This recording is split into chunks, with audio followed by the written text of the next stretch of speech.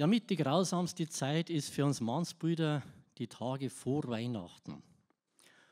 Was schenkt man unsere Frauen, beziehungsweise was schenkt man den Damen überhaupt? Und ich habe da mal ein nettes Erlebnis gehabt, damals noch ledig und fröhlich. Aber für meine Mama habe ich was gebraucht. Und fällt dir nichts anderes ein, um 11:30 raus dann noch schnell in ein Schmuckgeschäft rein. Es war ein Bild für Götter. In dem Schmuckgeschäft sind 4 Mannsbrüder gestanden. Und die Verkäuferin hat gesagt, ja, hat gesagt, Heiliger Abend, halbe Stunde bevor wir zusperren, da kommen dann die Ehemänner, die ein Geschenk für eine Frau oder für eine Freundin brauchen, was die Frau nicht wissen darf. Gell? Ja, es ist wirklich eine wacklige Sache, was schenkt man seiner Frau? Und da hat der Toni Laura ein Gespräch, ein Weihnachtsgespräch an der Theke belauscht zwischen Sepp und Kari. Oh mein Kari, es ist ein Kreuz, aber ehrlich. In 6 Tagen ist schon wieder Weihnachten. Na, das, wenn schon war. Na, das kannst du laut sagen.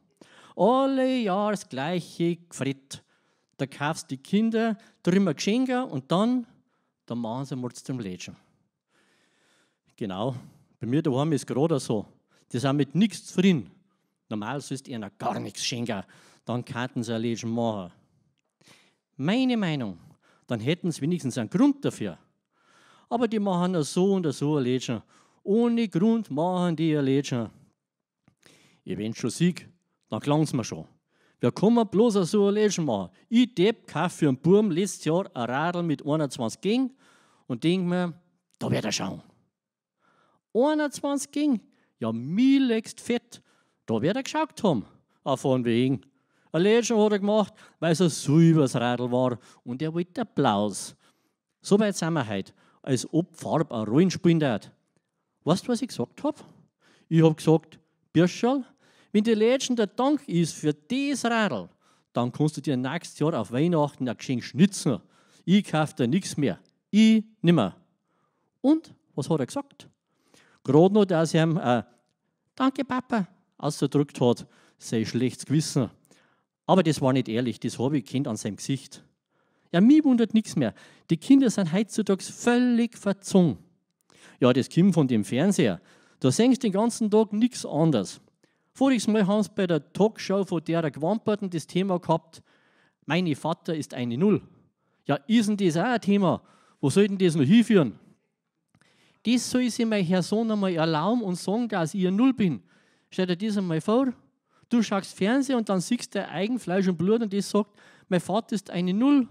Auswärts, dem da das Taschengeld radikal kürzen. Und auf Weihnachten kannte sie von mir aus auf Pappen aufhauen. Ich darf ihm nichts mehr kaufen. Aber Kari, unter uns, meine Frau ist nicht recht viel anders. Total undankbar. Okay. Ja, wenn ich das sage.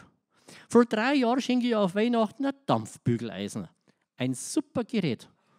Hat ihr fein nicht gepasst? Jetzt kommst du. Ja, gibt es denn das auch? Was hat ihr denn dann nicht passt? Keine Ahnung. Sie hat ja nichts gesagt. Bloß ein Lädchen hat sie gemacht. Und zwar ein Lädchen, da wo du als leidgeprüfter Mann weißt, der passt wieder was nicht. Es gibt keine Dankbarkeit. Du sagst das. Und vor 2 Jahren habe ich ja sogar ein Mikrowellen gekauft. Aber sie hat wieder ein Lädchen gemacht. Andere taten sich freuen, aber meine Madame macht ein Lädchen. Ja, was soll man denn nur alles kaufen, dass die einmal zufrieden sind? Das habe ich mich auch gefragt. Und darum habe ich mir letztes Jahr auf Weihnachten gedacht, jetzt ist mir wurscht, was das kostet, jetzt kaufst du dir eine Nähmaschine. Oh leck, so großzügig ist nicht leicht einer. Du erkennst das, aber sie nicht. Sie packt die Nähmaschine aus, ich denke mir, jetzt wäre es gleich ein Juhitzer da und mir um den Hals fallen. Und was passiert? Sie macht ein Lädchen. Eine Nähmaschine um 399 €. Und sie macht ein Lädchen. Weißt du, da denkst du dann schon, spinne ich oder was? Unvorstellbar. Was hat dir denn da nicht passt? Das wollte ich auch wissen. Darum habe ich es gefragt, und was das soll. Angelika, habe ich gesagt, was soll das? Ich kaufe dir Dampfbügeleisen, du magst ein Lädchen. Ich kaufe dir ein Mikrowellen, du magst ein Lädchen. Ich kaufe dir eine Nähmaschine mit 6 Jahren Garantie, du magst schon wieder ein Lädchen. Ja, was soll ich dir auf Weihnachten schenken, dass du kein Lädchen magst?